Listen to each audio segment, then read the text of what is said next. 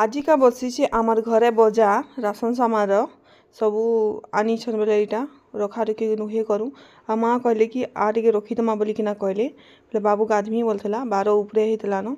से नहीं माने कचा दाल कि से पोले पोले खाई दौला ताकि मना कली बोले कि कानी बसला मत गुदेदेव चल बोलिकिना कहला बोले रे मुझे रखीदेसे गाधमा बोले हाँ बोला आउ यहाँ देखनी माँ काटुछन आम आचार करवा लगी मुँह पानी पलि आसी आम देखुन सर कच्चा आम तो बढ़िया लगसी खावा लगी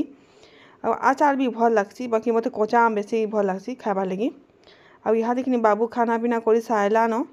आउ नहीं सुए माँ बोला बोले चल पढ़बू चल ट्यूशन टास्क करबू बोली बोले हाँ बोला और यहाँ बसी सेटा जे क्या करब टिके भी तार पढ़ी देवा कि आ ना पढ़े बोलिकिना कहसी